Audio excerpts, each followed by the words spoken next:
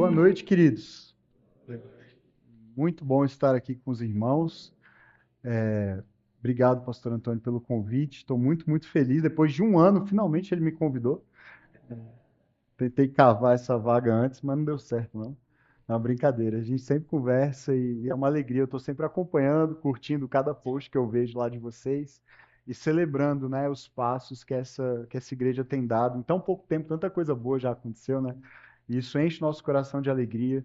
Eu fiquei muito feliz que, apesar do susto que ele nos deu, né, o pastor Antônio se recuperou e está bem, porque fiquei preocupado. Vamos parar de arte, né? Porque já tá bom, assim. Mas de coração, assim, graças a Deus por esse livramento, graças a Deus pelo que ele tem feito aqui no meio dos irmãos. Uma das grandes alegrias que eu tenho hoje é que cerca de pouco antes de 3 anos, quase 4 anos atrás, quando a gente estava começando a dar os primeiros passos ali da plantação da nossa igreja, ainda lá numa reunião, num pequeno grupo em casa, como foi no início aqui da Âncora também. Uma vez eu procurei a Convenção Batista aqui do Planalto Central e eu perguntei quais são as igrejas em fase de plantação aqui no DF para eu poder conversar com os plantadores, para eu poder ter referências e aprender com eles. E a resposta é não tem nenhuma. Só tem a Vértice começando nesse momento. Graças a Deus, eu tive outros mentores e amigos e pastores plantando igrejas de outras denominações, com quem eu também pude conversar e aprender. Mas hoje tem várias igrejas sendo plantadas também no meio batista aqui no DF. E eu louvo ao Senhor porque a Âncora é uma delas. Louvo ao Senhor por outras comunidades que estão nascendo e se fortalecendo e crescendo aqui no DF nesses últimos anos. Brasília precisa de mais igrejas saudáveis. E a Âncora é uma delas, para a glória de Deus. E continuará avançando em nome de Jesus. Encorajo os irmãos a não desanimarem diante dos desafios. São muitos. Plantar a igreja é uma tarefa para corajosos. E vocês são. Então, parabéns. Parabéns por esse primeiro aniversário. Espero ser convidado para celebrar outros aí no futuro também. Estou cavando de novo, né? Aqui. Queridos, antes só de entrar na palavra, a gente cantou uma música que falou sobre a escuridão e como Cristo dissipa a escuridão, as trevas. E eu queria só dizer que eu trouxe um livro hoje aqui, e se alguém tiver interesse no final de conversar e adquirir, vai estar à disposição. Mas é um livro bem particular, um livro que eu escrevi alguns anos atrás, depois de um período de depressão que eu vivi. Ele se chama Uma Breve História da Escuridão. São 21 devocionais para você fazer uma por dia, especialmente você que está sofrendo, passando por algum tipo de dificuldade emocional, pessoal, familiar, ou vivendo um luto, vivendo uma situação difícil em que você não vê esperança, não vê a luz no fim do túnel. A boa notícia sobre a história da escuridão é que ela tem os dias contados. Amém? A luz sempre brilha nas trevas, a luz sempre faz as trevas serem dissipadas, desfeitas. E foi o que Deus fez na minha vida. Ele levantou essa nuvem sombria que estava pairando sobre mim, e é o que ele continua fazendo na vida dos seus filhos. Então, se você ou está vivendo um tempo assim, ou você conhece alguém passando por uma situação assim também, pode ser um bom encorajamento para você ou para esse amigo, esse parente, como um presente também. Fim do ano está chegando, né? De repente você já antecipa suas compras de Natal. Mas chega de propaganda. Eu queria compartilhar com vocês hoje uma palavra a respeito de oração. A vida no caminho de Jesus é uma vida marcada por práticas, por disciplinas. Às vezes a gente imagina que andar com Jesus significa que a gente vai num culto, a gente participa de um evento, alguém ora por nós, ou a gente ouve uma pregação e automaticamente, quase que magicamente, tudo que precisa mudar na nossa vida muda, né? E o testemunho dos nossos irmãos aqui da Cristolândia, do Daniel em particular, né, Daniel? Daniel, né? Mostra que não é tão simples assim, né? É uma longa caminhada de obediência, de humildade, de submissão, para que tudo aquilo que precisa mudar na nossa vida mude. E uma das coisas que é necessário acontecer é uma reorganização de práticas e hábitos. As disciplinas espirituais, as práticas do caminho de Jesus, são maneiras pelas quais a gente reorganiza a nossa vida e dá espaço para o Espírito Santo agir e nos transformar. Então, não somente a oração, a leitura bíblica, a vida em comunidade, a generosidade, a hospitalidade, a adoração, a celebração, a mesa, Todas essas são práticas e disciplinas que precisam fazer parte da nossa rotina como discípulos de Jesus. E é assim que o Espírito vai nos moldando, nos mudando. Ir a um culto é maravilhoso, mas você talvez já tenha participado de muitos cultos na sua vida e algumas coisas ainda não mudaram, né?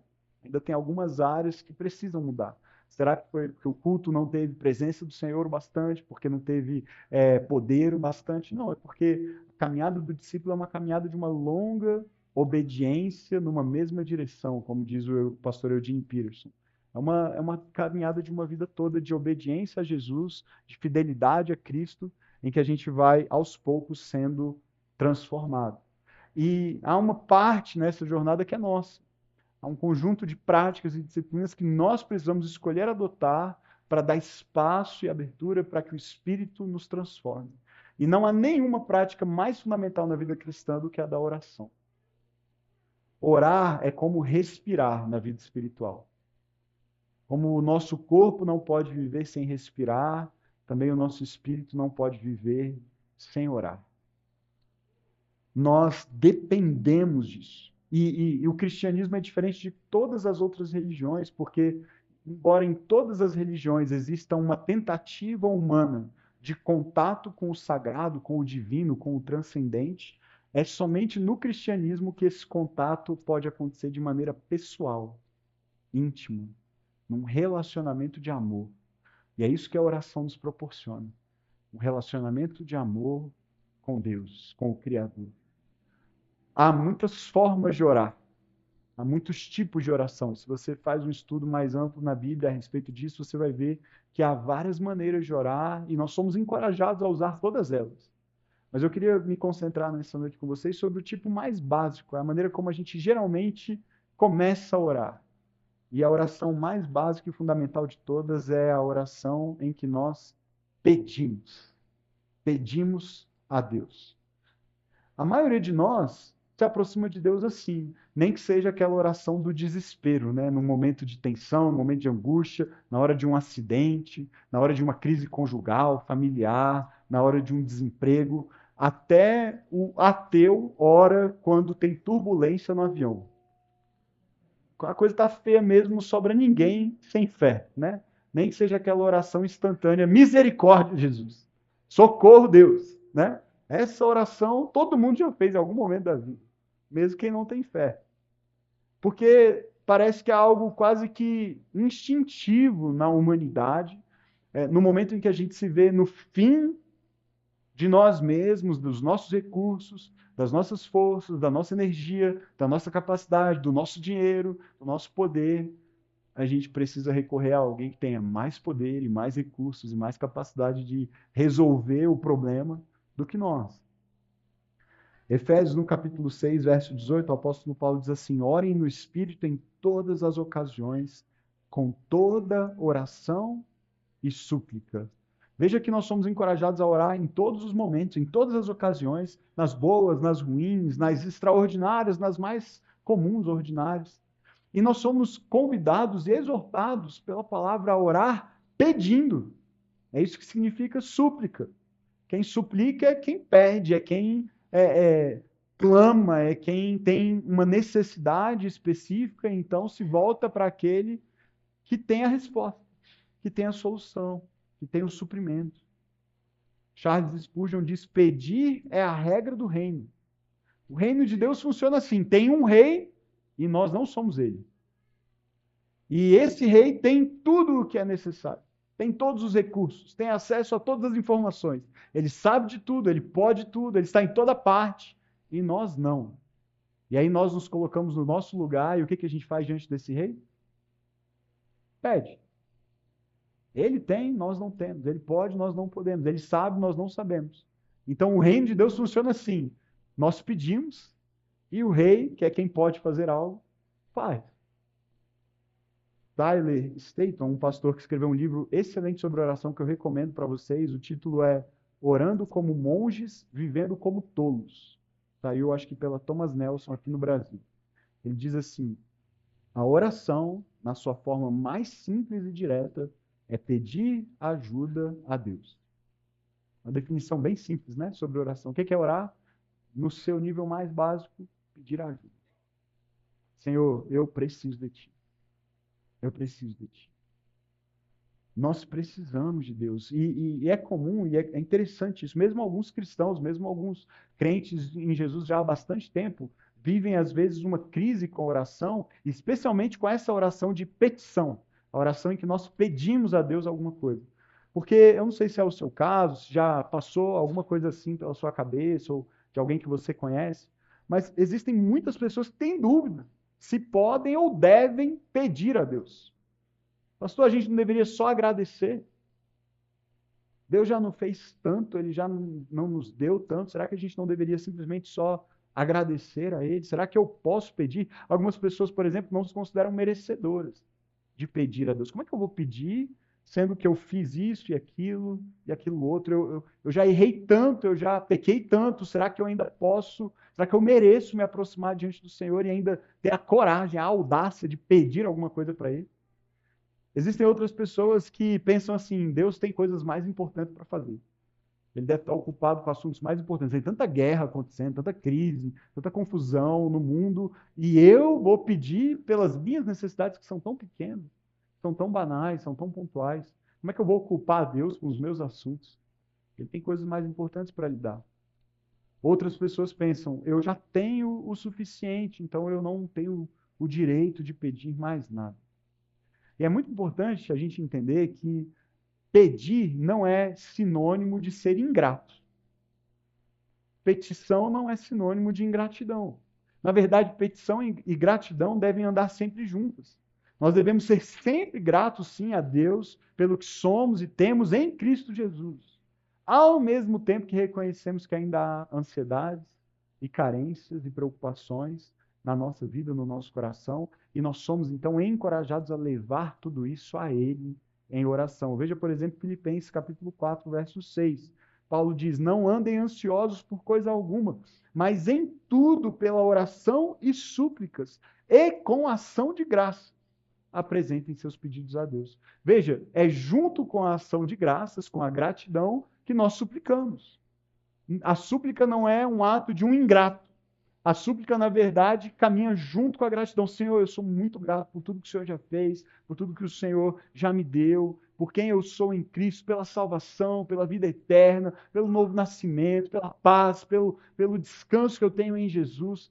E eu ainda tenho problemas que eu não sei resolver, com os quais eu não consigo lidar. Minha família ainda tem desajustes, meu casamento pode estar à beira de uma ruína, eu tenho questões financeiras, eu estou sem trabalho, seja qual for a situação, ao mesmo tempo em que nós nos apresentamos diante do Senhor com ação de graças, nós somos também encorajados a pedir, percebe? Não são opostos, não são incompatíveis. Encorajamento é não ande ansioso. E a maneira de não andar ansioso é levando as ansiedades para Ele. Pedro diz a mesma coisa na sua primeira carta, capítulo 5, verso 7. Lancem sobre Ele toda a sua ansiedade, pois Ele tem cuidado de vocês, porque Ele cuida de vocês. Você tem experimentado o cuidado do Senhor na sua vida? Às vezes a sensação é de que não, mas não é porque Deus não está disposto a cuidar. É porque a gente mantém sob nosso controle aquilo que deveria estar sendo lançado a Ele, para que Ele controle, para que Ele cuide. Mas a gente não entrega, a gente não ora a respeito. E a gente fica alimentando ansiedade e angústia e preocupação. E a gente conversa com todo mundo a respeito dos nossos problemas, exceto com aquele que pode fazer alguma coisa a respeito. Não é curioso isso? A gente recorre a um terapeuta, a gente recorre a um amigo, a gente recorre a maledicência às vezes, sai falando um monte de coisa, até para quem não deve. E veja, terapia pode ser uma bênção, um conselheiro pode ser uma bênção, conversar com o pastor a respeito dos seus problemas pode ser uma bênção, mas a única pessoa que tem realmente poder para mudar as coisas é Deus. E muitas vezes a gente relega a oração para o último recurso, ao invés de ser o primeiro. Olha o que Paulo escreve a Timóteo na primeira carta, capítulo 2, verso 1. Primeira carta de Paulo a Timóteo. Antes de tudo, recomendo que se façam súplicas, orações, intercessões e ação de graças por todos. Antes de tudo. Em outras versões aparece em primeiro lugar. Antes de outras soluções, antes de outros recursos, antes de outros meios, ore. A primeira coisa a se fazer é orar. A primeira coisa a se fazer é recorrer ao Senhor. Então, diante disso, queridos, dessa urgência, dessa necessidade, do encorajamento da palavra do Senhor, para que nós peçamos a Ele aquilo que a gente precisa, vendo que isso não é um problema, isso não é uma demonstração de ingratidão, mas é o que a palavra nos chama a fazer. Eu quero me concentrar no tempo que nos resta nessa noite em um texto específico da palavra, em que o próprio Jesus nos chama a pedir. Está lá no Sermão do Monte, Mateus, no capítulo 7. Abra aí a sua Bíblia, se você quiser acompanhar. Vai aparecer na TV também. Mas é sempre mais espiritual lendo uma Bíblia de verdade. Sabe a Bíblia de verdade? Essa que tem papel? Essa aí é a de verdade, né? As outras são meio brincadeira. Eu estou falando isso lendo no iPad, né? É uma hipocrisia terrível.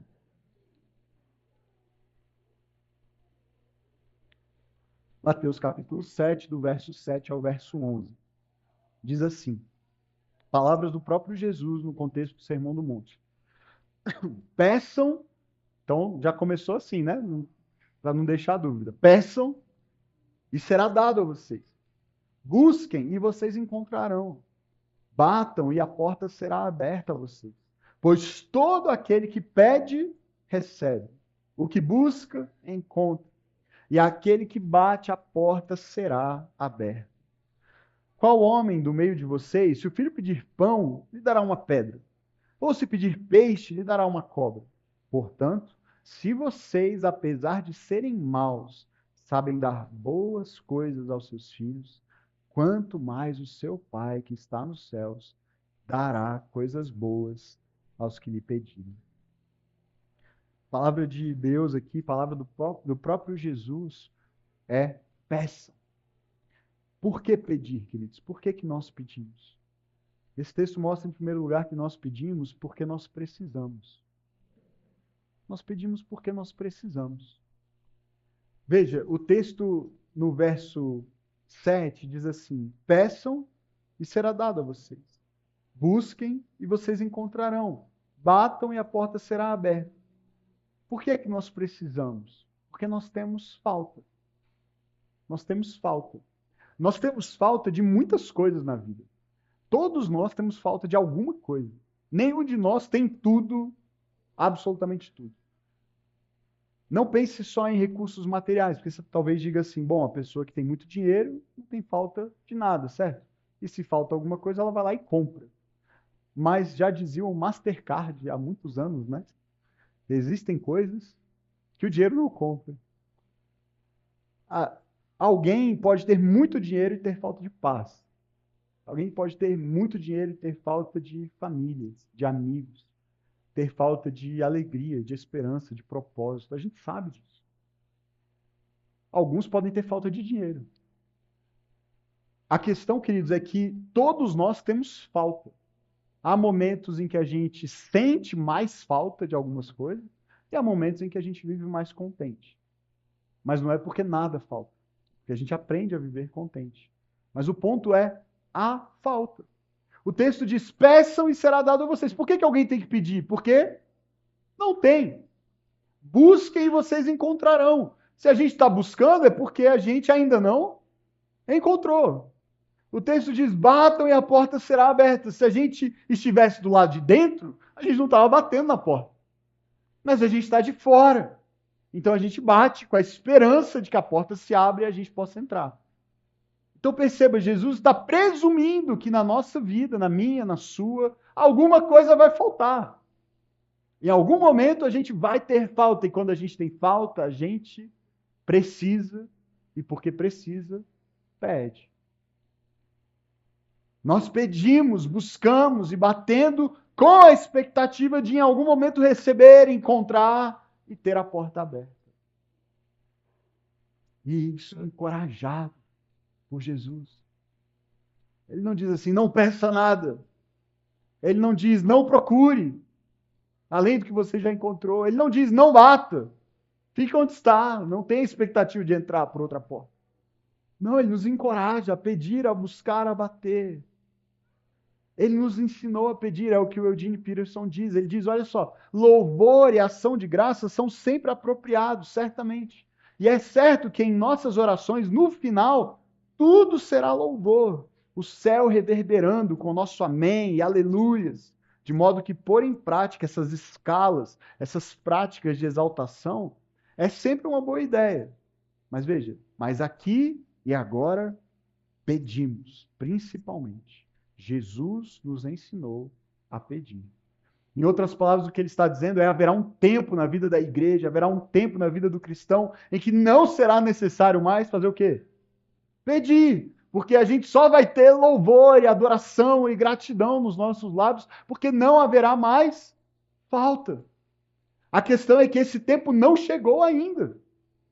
Nós não estamos lá ainda, desfrutando plenamente dessa realidade do reino.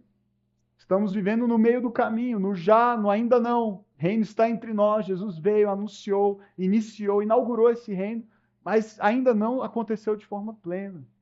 E nesse meio de tempo, queridos, nós temos faltas. E quando falta, a gente pede. Temos falta. Pedimos porque precisamos, precisamos porque temos falta. Precisamos também porque temos fome. Temos fome. O texto, não sei se você reparou, mas veja de novo lá o verso 9. O exemplo que Jesus usa para se referir ao Pai, a maneira como o Pai atende os nossos pedidos, é um exemplo de um pai cujo filho tem fome. Diz assim: qual de vocês, qual homem do meio de vocês, se o filho pedir pão, lhe dará uma pedra? Ou se pedir peixe, lhe dará uma cobra? Curiosamente, pão e peixe foram exatamente os alimentos que Jesus fez o quê? Multiplicou 2 vezes, né? Parece que Jesus não tem problema com gente com fome. Aliás, parece que ele tem prazer em matar essa fome. O problema é quando a gente só quer seguir Jesus para andar de barriga cheia. Porque depois que ele multiplicou pães e peixes, quiseram torná-lo rei. E afinal de contas, seria maravilhoso mesmo, né? Tê-lo sempre à disposição para matar a nossa fome instantânea, magicamente. Mas, querido, Jesus não tem problema com a nossa fome. Na verdade, ele tem prazer em supri-la. Todos nós carecemos de pão, de peixe, certo? E veja, como a criança que pede pão a um pai que é mau, porque todos nós somos pais maus em alguma medida, pecadores, falhos, comparados ao Senhor, somos nada. Como a criança que pede então pão a esse pai que é mau, que é imperfeito, que é pecador, e ainda assim não recebe uma pedra, mas sim o pão de que necessita porque tem fome.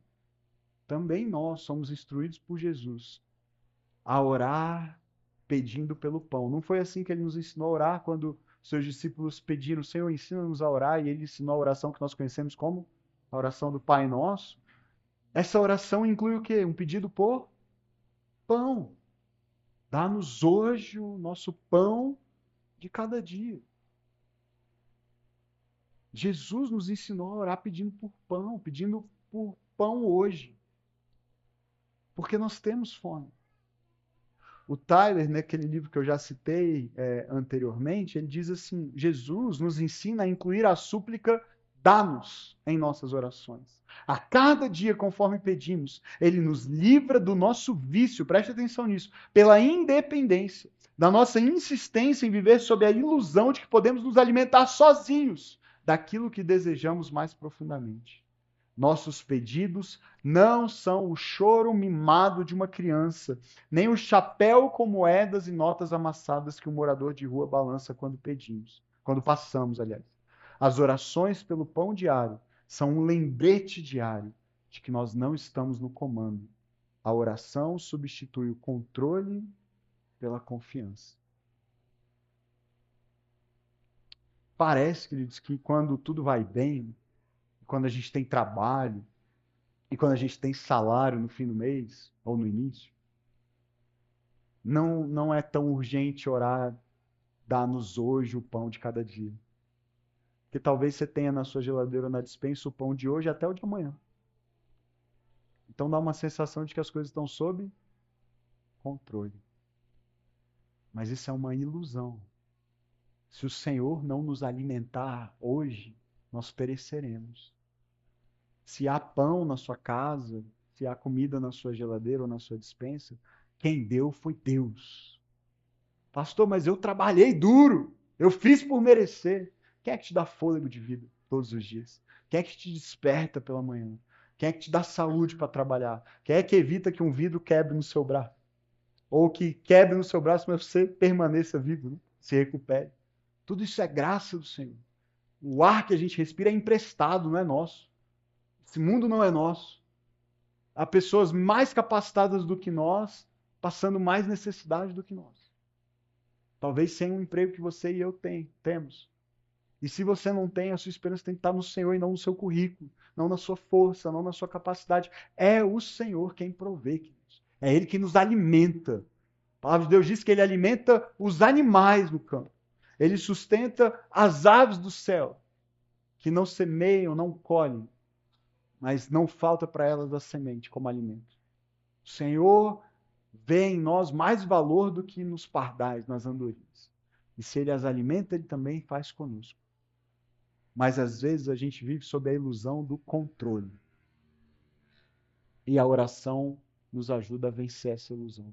Senhor, eu preciso, porque eu tenho fome, eu preciso hoje.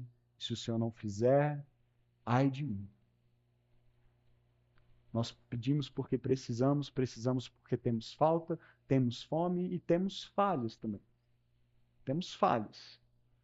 Aliás, Jesus não faz aqui muita, ele não dá muita volta, não, ele vai direto ao ponto, ele diz assim no verso 11: portanto, se vocês, apesar de serem maus, sabem dar boas coisas aos seus filhos, quanto mais o seu Pai que está nos céus dará coisas boas aos que lhe pedirem.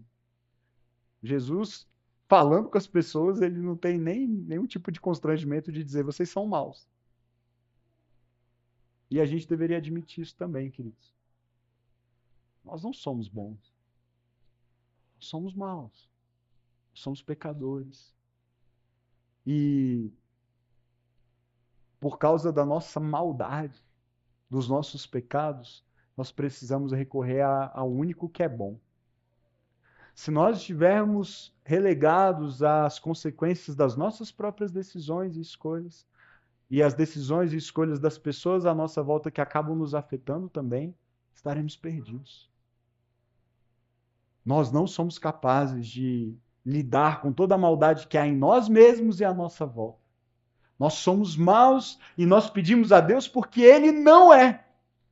Porque Ele é bom e nós não, porque nós precisamos do perdão dEle, do livramento dEle em relação à maldade que há em nós e à nossa volta. O mal que nós causamos e o mal que nós sofremos. Também na oração que Ele ensinou, Ele disse para a gente orar pedindo ao Pai que nos livre do mal e não nos deixe cair em tentação. Por quê? Porque se depender do nosso coração corrupto, nós vamos cair nas tentações. Nós vamos voltar para o buraco. Não podemos confiar em nós mesmos. Precisamos recorrer ao único que é bom. Nós não somos. Existe maldade em nós. E há maldade à nossa volta também. E nós estamos sujeitos a ela. E é por isso que nós oramos, Senhor, nós somos maus, nós temos falhas, nós somos pecadores, estamos cercados de pessoas que também são pecadoras, e se ficarmos à mercê da própria sorte, estaremos destruídos. Então, por favor, tenha misericórdia. Nós oramos porque precisamos, queridos, porque Ele é bom, porque o que Ele faz é bom. Pedimos porque precisamos. Em segundo lugar, nós pedimos porque podemos. Tenha um pouquinho mais de paciência comigo, eu tenho só 13 pontos, tá bom? Não, brincadeira, são 3. É que cada um tem 8 subtópicos. Pedimos porque podemos. Queridos, nós somos filhos. Isso é maravilhoso. Esse texto, sem nos chamar de filhos, Jesus deixa claro que nós somos filhos, porque ele usa o exemplo de um pai com um filho, e aí ele fala do nosso Pai Celestial. No verso 11, de novo, ele diz, portanto, se vocês, apesar de serem maus, sabem dar boas coisas aos seus filhos, quanto mais o seu Pai, que está nos céus, dará coisas boas aos que lhe pedirem. Filho tem acesso. Filho tem liberdade. Filho pede. Eu não sei se. Quem aqui tem filho, só para eu saber? Filhos ainda pequenos. Ok. Eles pedem coisas para você? Gente, os meus. Ainda não desse tamanho, mas não vai demorar. Os meus tem. Um tem 4 e o outro tem 5 anos. Tem 5, vai fazer 6 em breve. Eles me pedem coisa o dia inteiro. É desesperador. Eles já acordam e pedem, papai, faz o meu café da manhã. Papai, vamos brincar, papai, não sei o quê. Se vê um brinquedo, ou passa em alguma loja, ou descobre que o amigo tem uma coisa que eles não têm. Pai, você compra isso para mim? Filho, não é uma fábrica de dinheiro, não. Isso aqui tem fim. Pedem comida, pedem doce, pedem bala. Vai na padaria, é um terror. Eu estou ensinando eles a ficarem calados na padaria. Eles não podem falar. Estou proibindo eles de se comunicarem na padaria. Porque na padaria, eu não sei se você é dono de padaria, mas se você for, Deus tem misericórdia da sua vida. Porque é de propósito, só pode. Eles põem os doces na altura das crianças. Já repararam nisso? No caixa. Aí você vai pagar só o pão de sal. Mas aí tem 1 milhão de opções de chocolate, bala e pirulito. E, papai, eu posso esse? Não. E esse? Também não. E esse? E... Eles perguntam todos. Eles pedem absolutamente todos. Meu filho, o primeiro não vale para todos eles. Mas eles ainda não entenderam esse conceito. Então eles testam um por um. Porque às vezes, não pode esse, mas pode esse, mas pode esse. Eles me pedem coisa o dia inteiro. O dia inteiro, pedindo, pedindo, pedindo. E eu confesso, irmão, eu fico meio chateado. Assim. Fico meio irritado, sabe? Eu perco a paciência. Na padaria mesmo, eu estou dando um exemplo real. Isso aconteceu anteontem. Não foi muito boa a minha reação. Não é possível que a gente não consegue vir comprar um pão. Desespero. Mas sabe, nos meus momentos bons, um pouquinho mais espiritual, é raro, né? Mas isso acontece de vez em quando. Quando eu estou assim, um pouquinho mais no espírito, menos na carne. Eu me alegro com o fato de que eles pedem para mim. Porque eles deveriam pedir a quem? Eles têm pai. Eles têm um pai. E estranho seria se eles pedissem para outro. Estranho seria se eles não pudessem pedir nada para mim. Estranho seria se eles pensassem assim, não, pedir para o papai a gente não pode. Vamos achar alguém que nos ouça. Vamos achar alguém que nos ame. Vamos achar alguém que diga sim, e eu digo muito não mesmo, mas até o não é por amor a eles. E eu quero que eles continuem pedindo. Eu quero que eventualmente eles aprendam também a receber melhor o não, a entender que alguns pedidos nem sempre convêm. Mas entre pedir coisas sem sentido para mim e se calarem, e se afastarem, e se distanciarem, e procurarem em outros lugares aquilo que o coração deles anseia, é muito bom saber que eles podem continuar pedindo, não é mesmo? Porque eles têm pai. E se eu, sendo mal, respondo aos pedidos deles, muitas vezes, quanto mais um bom pai, como o nosso Pai Celestial. Há um valor enorme em ser filho. Eu não sei se a gente tem a dimensão do privilégio que é sermos chamados filhos de Deus. João, no capítulo 1, verso 12, diz assim: contudo, aos que o receberam, aos que creem em seu nome, deu-lhes a autoridade, em outras versões, o poder ou o direito de se tornarem filhos de Deus. O preço pago, queridos, para que eu e você fôssemos feitos filhos de Deus, foi o sangue do próprio Filho de Deus.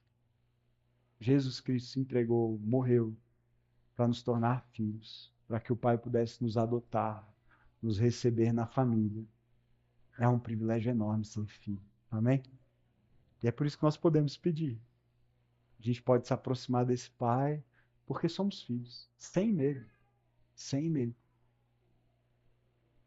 Nós somos filhos e somos filhos de um bom Pai. De um bom Pai. Nós temos um Pai cujo coração é inclinado favoravelmente a nós. Não é um pai que olha torto, não é um pai ausente, não é um pai distante. Mas é um pai que é um bom pai. Mateus, de novo, no capítulo 7, verso 11. Portanto, se vocês, apesar de serem maus, sabem dar boas coisas aos seus filhos, quanto mais o seu Pai que está nos céus dará coisas boas aos que lhe pedirem. Veja, Jesus nem precisa dizer que o nosso Pai é bom. Ele fala que nós somos maus e contrasta com esse Pai que está aonde? No céu. Sabe por que ele está no céu? Porque ele é bom. Ele habita um outro espaço, porque nós somos maus, mas ele não. E ele está reunindo céus e terra, e quando Jesus voltar, a nova Jerusalém que desce dos céus, a habitação de Deus será entre os homens, e a maldade será eliminada do nosso mundo, e ele poderá habitar no meio do seu povo plenamente. Ele é bom, nós não. Tudo o que ele faz é bom. Olha o Salmo 119, verso 68. Tu és bom e o que fazes é bom. Deus é bom e tudo o que ele faz é bom, e tudo de ruim que acontece não foi ele que fez. Ele é bom e tudo que ele faz é bom. Mas ele é tão bom que até as coisas ruins que acontecem, a palavra de Deus diz que ele faz cooperar para o bem daqueles que o amam. Não é maravilhoso ser filho de um pai assim? Um pai que tudo o que faz é bom e até o que não é bom e acontece na vida dos seus filhos, ele dá um jeito de fazer convergir e cooperar para o nosso bem. Que maravilha, queridos, que paz, que descanso. Isso traz para a alma, para o coração, não é mesmo? Saber que estamos nas mãos desse Pai. E a vontade dele é boa. Nem sempre parece boa aos nossos olhos. Nem sempre o que ele está fazendo parece bom para nós imediatamente. Mas ele trabalha para o nosso bem. E ele trabalha para fazer a vontade dele, que é boa, acontecer. Romanos 12, 2. Não se amoldem ao padrão deste mundo, mas transformem-se pela renovação da sua maneira de pensar. Perdi o texto. Pela renovação da sua mente, para que vocês experimentem a boa, agradável e perfeita vontade de Deus. Somos filhos de um bom pai, tudo que ele faz é bom, a vontade dele é boa, e ele faz tudo que não é bom cooperar para o nosso bem. Amém?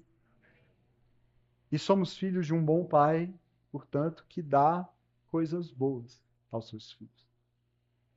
Que é como esse verso termina. Quanto mais o seu pai que está nos céus dará coisas boas a quem? Volta lá no verso 11, por favor. Mateus 7. Se vocês, apesar de serem maus, sabem dar boas coisas aos seus filhos, quanto mais o seu pai que está nos céus dará coisas boas a quem? A todos os seus filhos, é o que o texto diz. Não, presta atenção nisso. Ele dará coisas boas aos que pedirem. Aí deixa eu te fazer uma pergunta. Deus quer dar coisas boas a todos os seus filhos, sim ou não? Sim, ele é um bom pai. Deus tem capacidade de dar coisas boas para todos os seus filhos, sim ou não? Sim, ele é Deus, ele pode todas as coisas. Mas o texto está dizendo que ele dará coisas boas sempre a todos? Neste texto, não. É fato que Deus abençoa, dá boas coisas, dá boas dádivas a todos os seus filhos. Na verdade, ele dá bênçãos até para os ímpios. A Bíblia diz que o sol nasce, a chuva cai sobre justos e injustos. Até sobre os ímpios, até sobre aqueles que não creem em Deus. Deus é tão bom que ele não consegue não abençoar, em alguma medida, a todos. Mas parece, queridos, parece que o que Jesus está dizendo aqui é que existem algumas bênçãos, alguns presentes, algumas dádivas, reservadas de maneira especial a quem pede. A quem pede. E se nós não pedimos, é possível que nós não recebamos. Nessa relação, parece que às vezes falta para a gente confiança, não é mesmo? Eu não peço porque eu, no fundo, talvez não confie que ele é realmente meu pai, que ele é um bom pai e que ele quer me dar boas coisas. Pete Craig, que é o fundador de um movimento de oração chamado 24/7, que acontece hoje no mundo todo, ele diz assim: a descoberta mais importante que você fará é o amor que o pai tem por você. O seu poder na oração fluirá da certeza de que aquele que o criou gosta de você. Não está olhando para você de cara feia, está do seu lado. A menos que a nossa missão e os nossos atos de misericórdia, nossa intercessão, petição, confissão e guerra espiritual comecem e terminem no conhecimento do amor do Pai, agiremos e oraremos por desespero, determinação e dever, em vez de revelação, expectativa e alegria. Você já teve uma experiência de conhecer o amor que o Pai tem por você? A sua vida de oração flui dessa convicção de que você é amado por Deus e que Ele gosta de você, que Ele tem prazer na sua companhia? Ou a sua vida de oração é muito mais decorrência de um senso de obrigação e responsabilidade? Tenho que orar. Tenho que orar porque senão aí Deus vai me punir. Deus vai ficar de mal comigo, vai ficar de cara feia comigo. Eu acho que muitas vezes a nossa relação com Deus parece mais com a de um professor de escola bem rigoroso ou de um juiz. E ele tem, sim, esse papel também de julgar, isso vai acontecer. Mas, quer dizer, ele vai julgar os ímpios. Aqueles que creem em Jesus, para eles, não há mais condenação. Nós já fomos aceitos e absolvidos, e perdoados, e amados, e comprados, e remidos, e adotados como parte da família, amém? E nós não precisamos ter medo de nos aproximar desse Pai que nos ama, não pelos nossos méritos, mas por causa do que Cristo fez por nós. A gente pode orar com alegria, com confiança. Para terminar, nós pedimos porque recebemos. Não sei se eu fiz alguma coisa errada. Pedimos porque recebemos. Eu preciso muito da sua atenção agora, eu prometo que eu estou terminando, tá bom? Mais uns 45 minutos eu acabo. No verso 8, diz assim: pois todo aquele que pede, o que acontece? Recebe. O que busca, encontra. E aquele que bate, a porta será aberta. Eu preciso agora fazer mais uma enquete. Tem alguém que pede e não recebe de acordo com Jesus nesse texto? Pergunta simples, tá? Não é pegadinha. Tem alguém que pede e não recebe? Não é uma pegadinha. Pode falar em voz alta, eu não vou. Ok? Ninguém vai perder ponto, não vale nota. Tem alguém que pede e não recebe, sim ou não? Não. Tem alguém que busca e não encontra? Tem alguém que bate, a porta fica fechada, não se abre? Não. Aí, nesse ponto, eu preciso muito da sua atenção, porque talvez você esteja incomodado aí, pensando assim, pastor, mas você sabe que não é bem assim que funciona, né? Tem muita coisa que eu já pedi para Deus e eu não recebi. Teve muita porta que eu bati, quase derrubei a porta, quase arrombei a porta, ela não se abriu. Já busquei, até hoje eu não encontrei.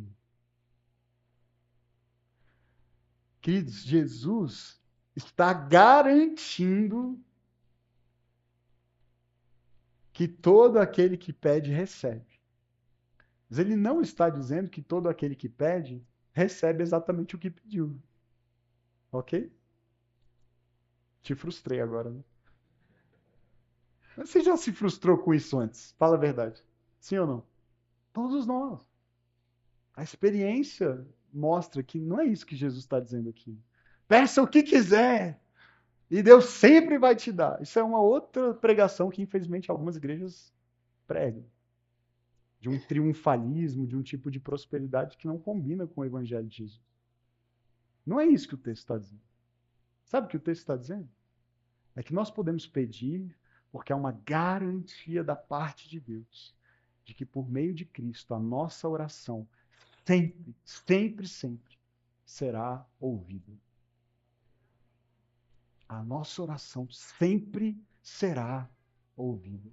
E nem sempre nós vamos receber aquilo, exatamente aquilo que pedimos, da maneira que pedimos, na hora que pedimos. Mas Deus sempre vai nos dar aquilo que nós realmente precisamos. Sempre. Nenhuma oração fica sem resposta. Nenhuma. Talvez você tenha feito orações décadas atrás, anos atrás. E é provável que você já tenha se esquecido das orações que você fez. De algumas delas, pelo menos. Deus não se esquece. Em orações que você não vai nem agradecer, porque você vai receber a resposta e nem lembrar que tinha pedido por aquilo. Mas Deus vai te dar e ele não vai ficar de birra com você por causa da falta do muito obrigado. Porque ele é assim, ele é generoso assim. Ele é bom assim. Ele é muito melhor do que nós. Então tem oração que você fez, eu tenho certeza que todos aqui oraram por coisas e receberam isso e nem se deram conta de que estavam vivendo o milagre, estavam vivendo a resposta, estavam vivendo a provisão. E talvez já estavam reclamando porque faltava mais coisa. Enquanto vivia, desfrutava do milagre pelo qual orou anos antes. Não é assim que a gente faz. Nosso coração muitas vezes ingrato. Deus é tão bom, queridos, que ele garante que não há oração que ficará sem resposta. Até as orações que nós fizemos sem palavras. Nos dias em que nós não sabíamos o que orar, nesse tempo em que eu me via dessa maneira na escuridão, eu confesso para vocês, eu não sabia orar, eu não conseguia orar, eu não tinha palavras para orar. Eu sempre conto isso, que nessa época eu só conseguia fazer 2 orações, e eram emprestadas, não eram minhas. Eu orava o Salmo 23 e a oração do Pai Nosso, porque eram as que eu sabia de cor. Então eu falava assim, Jesus, eu não consigo orar, eu não tenho força para orar, eu não sei como orar, eu não sei o que pedir. Na verdade, eu nem tenho vontade, honestamente. Mas eu sei que eu preciso. Então o que eu consigo dizer nesse momento é o que eu sei de cor aqui. Então eu orava o Salmo 23 e a oração do Pai Nosso, todo dia, todo dia. E isso durou muito tempo, muito tempo. Por muito tempo eram as orações que eu fazia. Mas Deus estava ouvindo, queridos, não só as palavras que literalmente estavam saindo da minha boca, ou os pensamentos, quando eu orava em silêncio, essas palavras do salmo ou da oração que Jesus ensinou. Deus estava ouvindo também as lágrimas. Deus estava ouvindo a dor, a tristeza, o vazio, o medo, a insegurança. Como é que eu sei disso? Eu estou inventando isso, a palavra de Deus nos promete isso. Que até a nossa oração em forma de lamento e de lágrimas é ouvida e recebida. Salmo 56, verso 8. Registra tu mesmo o meu lamento. Recolhe as minhas lágrimas no teu odre. Acaso não estão elas anotadas no teu livro? Para mim, esse é um dos textos mais belos dos Salmos, da Escritura, porque Deus nos ama tanto e se inclina tanto na nossa direção que não há uma lágrima que a gente derrame que ele não recolha. Tem um odre lá. E as nossas lágrimas estão guardadas nele. Tem um livro lá e cada uma delas está anotada. Você não lembra, mas ele lembra. Meu filho chorou hoje. E ele orou. E ele pediu. E eu vou responder. Eu vou responder. Se ele não fosse fazer nada a respeito, queridos, qual o sentido de guardar a lágrima e de anotar? Não é mesmo? A gente anota para não esquecer. A gente anota para fazer algo a respeito. Deus está agindo e eu não sei dizer quando vai ser a resposta, ou se ela vai ser do jeito que você pediu ou imaginou. Mas eu sei de uma coisa: ela virá. Ela virá.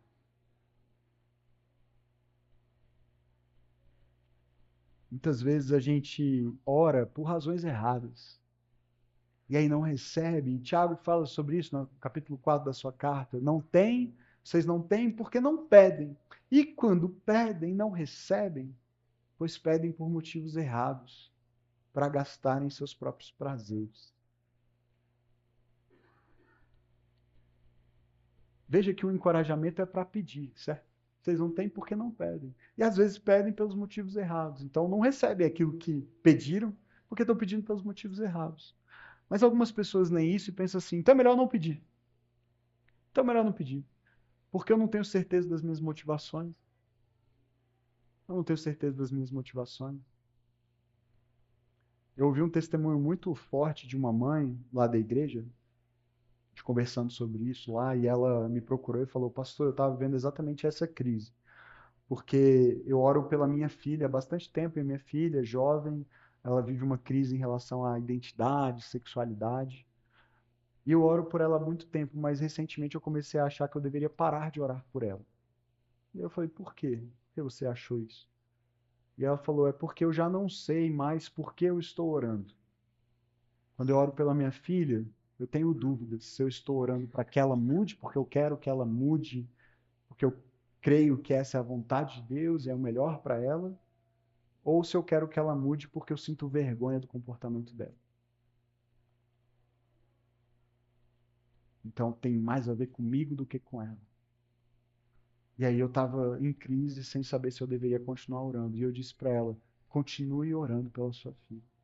E sabe o que acontece, queridos? Quando a gente ora, mesmo com motivações mistas, porque vamos combinar aqui que todos nós temos motivações meio misturadas, certo? A verdade é essa, nós somos maus, Jesus já deixou isso claro. Então as nossas orações são meio confusas mesmo. Pelo menos as minhas eu sei que são. Tem hora que eu me pego também perguntando, será que eu estou orando isso pela igreja, por exemplo, que eu pastoreio, porque é o melhor para a igreja, ou que é mais conveniente para mim, como pastor dessa igreja? E a verdade é que eu não sei, às vezes, a resposta. É um pouco de cada. Eu realmente quero o melhor da igreja, mas há um senso de autopreservação que de vez em quando se manifesta ainda, e eu quero também o que é melhor para mim. E aí qual é a solução, então, quando eu identifico isso? Não orar? Será que a solução é não orar, não pedir? Não, queridos, é eu entrar nesse lugar de relacionamento com o meu pai, como um filho, e deixar ele tratar o meu coração confuso. E a maneira como ele trata o meu coração confuso e purifica até as minhas motivações erradas é na oração, é na relação, é na comunhão, não é no isolamento. Porque se eu me isolar dele, nem orar, nem levar isso para ele, sabe o que vai acontecer? O meu coração vai continuar confuso. As minhas motivações vão continuar erradas. E a maneira como Deus trata com a gente é na relação, é no amor, é na comunhão, é na mesa. O C.S. Lewis fala a respeito disso. Devemos colocar diante dele o que está em nós, não o que deveria estar em nós. Não espere as suas motivações serem as melhores do mundo para começar a orar, porque talvez seja tarde demais. E as nossas motivações só serão 100% puras e perfeitas na eternidade, na glória, quando nenhum pedido será mais necessário. Então nós pedimos e falamos, Senhor, eu não sei se eu deveria pedir por isso, eu não sei se isso é da tua vontade, mas é o que está no meu coração, então eu vou pedir. E me ajuda a lidar, inclusive, com o não. Porque pode ser que a resposta seja não, não é isso que eu tenho para te dar. Eu vou fazer outra coisa diferente, e talvez você nem vai gostar, mas é o melhor para você. Me consola então, me ajuda. Me ajuda. Mas a gente entra numas crises com a oração, querido, porque eu pedi e Deus não fez, então de repente ele não me ama, e ele não me ouviu, e ele não quer me atender, ou ele não tem poder para fazer. Deixa Deus tratar com esse coração confuso lá nesse lugar de oração em que você diz isso para ele. Porque às vezes a gente diz para as outras pessoas, mas não diz para Deus. Vai brigar com Deus, vai chorar diante dele, faz como os salmistas, faz como Jesus no Getsemane. Senhor, se possível, se tiver outro caminho, eu prefiro. Mas seja feita a tua vontade, não a minha. A gente precisa conseguir chegar nesse lugar, percebe? Ficar na oração até chegar neste lugar. De ter paz, inclusive, de receber o não de Deus. De ter paz de receber uma resposta diferente, outro encaminhamento, uma outra solução. Não era a porta que eu queria, mas se abriu uma outra, vou entrar nela. Porque eu confio em Deus. Confio nele, e ele sabe melhor do que eu o que é melhor para mim, o que é melhor para o cumprimento dos seus propósitos, para o avanço do seu reino. Queridos, nós não devemos deixar de pedir. Às vezes a gente fica com esse receio, e a gente fica com receio também de elevar as expectativas, aumentar as esperanças. E se Deus não fizer, eu vou me frustrar. Deixa Ele cuidar de você frustrado. Deixa Ele cuidar do seu coração frustrado. Deixa Ele te consolar. Ele é o Deus e Pai de toda consolação, amém? Ele nos deu do seu Espírito, que é o Consolador. Ele dá conta de consolar você quando você se frustrar. Então peça. Senhor, isso é o que eu quero, mas se o Senhor não me der, Eu vou ficar talvez com birra, como os meus filhos na padaria. Eu vou ficar meio chateado, meio frustrado, mas eu vou continuar orando porque eu sei que o Senhor vai me consolar. Eu vou buscar ajuda e apoio dos meus irmãos, da igreja, da comunidade. E eu termino, queridos, com uma história breve, mas recentemente nós fizemos o primeiro funeral de uma pessoa da nossa igreja. A gente já tinha, nesses 3 anos, obviamente, tido outros sepultamentos e enterros, velórios, mas de familiares, não diretamente de membros, pai, irmão, tio, pessoas conectadas, próximas, mas não diretamente da nossa comunidade. E, e foi uma criança, foi um bebê. A Bela ia completar, na verdade, ela faleceu no dia em que ela completou 3 meses de vida. Nós vínhamos já acompanhando o Rodrigo e a Débora, que são os pais. Eles têm um outro filho pequeno e a Bela era a segunda filhinha deles. E nós vínhamos orando e ela ficou nesses 3 meses na UTI. Melhorava, piorava, melhorava, piorava. Nós visitamos e vínhamos orando. E houve um dia em que eu fui visitá-los no hospital e eles estavam felizes porque tinha saído um resultado de um exame que mostrava uma melhora importante, assim. Então, eles estavam animados, esperançosos, mas nesse dia eles confessaram, pastor, tem sido muito difícil lidar com essas oscilações. Parece que tem um dia que a gente precisa se preparar para se despedir dela. E parece que tem outro dia que o nosso coração se enche de esperança. Então, o Rodrigo me confessou e falou, às vezes eu nem sei o que orar, porque tem dia que eu acho que eu não devo pedir pela cura, pelo milagre, porque aí eu vou criar essa esperança e eu posso me frustrar, eu tenho medo da minha reação, caso Deus não responda. Mas aí tem outro dia que eu me encho de fé e aí eu peço pela cura e aí eu oro, eu clamo, eu confio. E eu falei, realmente é uma situação muito difícil. Mas eu encorajei ele a continuar orando e clamando. Eu falei, Rodrigo, nós vamos pedir. E se Deus vai fazer ou não, isso cabe a Ele, não a nós. E nós estaremos juntos, aconteça o que acontecer. E depois, de fato, de 3 meses ali, a Belinha faleceu. E o testemunho, queridos, desses irmãos, do pai e da mãe, do Rodrigo e da Débora, no dia, lá no cemitério, foi aqui em Taguatinga, no cemitério aqui de Taguatinga, no velório da Belinha, foi um dos momentos mais espirituais e inspiradores que eu já testemunhei. Porque eles falavam com tanta gratidão ao Senhor, sabe? Por aqueles 3 meses, ela falava do privilégio, ela não conseguiu amamentar a filha dela, mas o privilégio de segurá-la no colo nas madrugadas e tentar acalmá-la num choro, de como foi bom Deus não ter permitido que ela partisse ainda no ventre, porque ela pôde conhecê-la e pôde se relacionar ali com ela e amá-la e ser mãe dela por 3 meses. E eu ouvia aquilo e eu pensava dos meus filhos, Senhor, não sei se eu conseguiria viver isso. E sabe, queridos, e agora eles estão se preparando. Isso foi há cerca de 3 meses, 2, 3 meses no máximo, bem recente ainda. E eles ainda sofrem, eles ainda choram, eles estão vivendo esse luto, mas eles estão se preparando para ser uma família acolhedora agora, que é uma família que recebe crianças em situação de vulnerabilidade temporariamente até que elas sejam adotadas ou reintegradas à família de origem. E eu vi eles se preparando e fazendo curso e falando da expectativa de poder oferecer amor e um lar temporário para crianças. Eu falei, isso é o Evangelho. Esse é o poder do nosso Deus. Isso é o que a oração faz. Isso é o que a oração faz. Eu vou orar e se Deus der não, Ele vai dar o consolo. Ele vai dar o propósito. Ele vai dar um ministério. Ele vai dar de si. E no fim das contas é tudo o que nós precisamos, é dele. Não é de uma bênção, não é de uma dádiva específica, é dele. E toda vez que você orar, você pode ter certeza, sabe que você sempre vai receber mais de Deus. Mais de Deus. Mais de quem ele é. Mais do seu amor. Mais da sua companhia. Mais do seu espírito. Mais da sua presença. Mais da sua graça. Você nunca vai ficar sem resposta. Então peça em nome de Jesus, amém? Vamos pedir, vamos orar. Fique de pé, feche seus olhos. Senhor, como tua igreja nessa noite, Pai, há tantas razões para agradecer.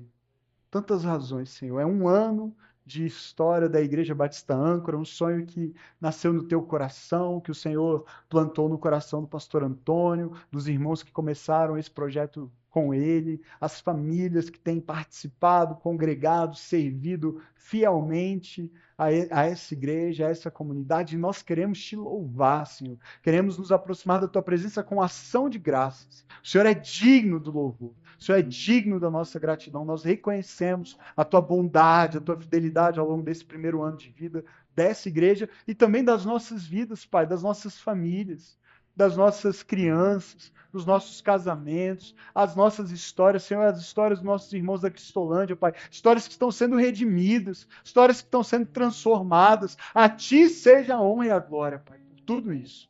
Muito obrigado, Jesus.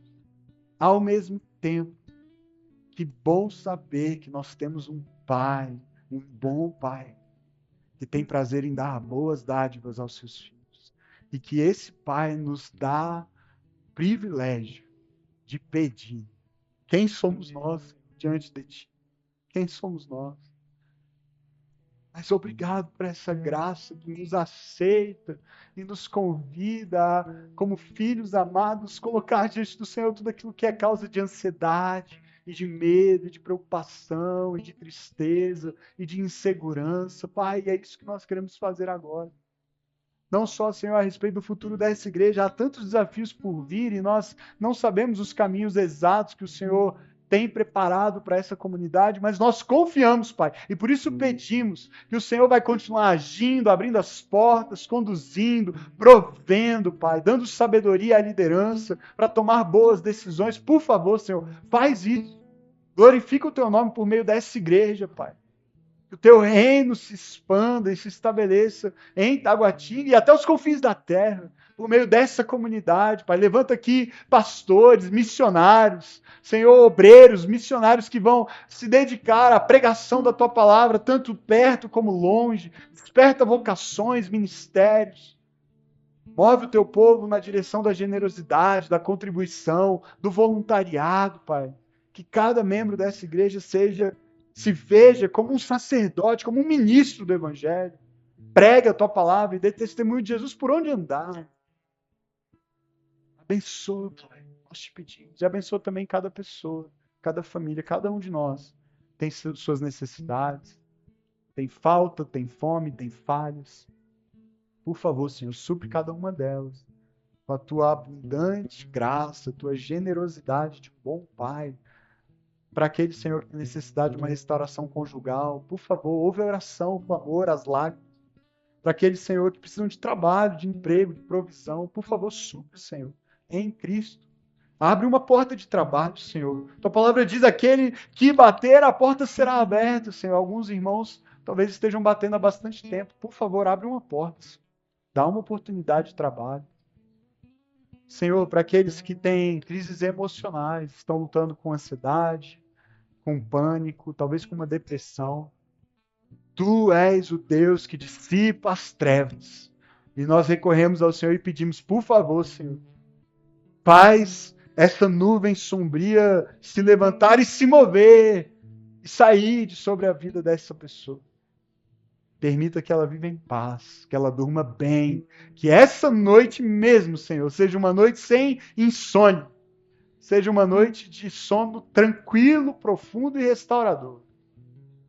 Ensina-nos a lançar sobre Ti todas as nossas ansiedades, sabendo que o Senhor tem cuidado de nós.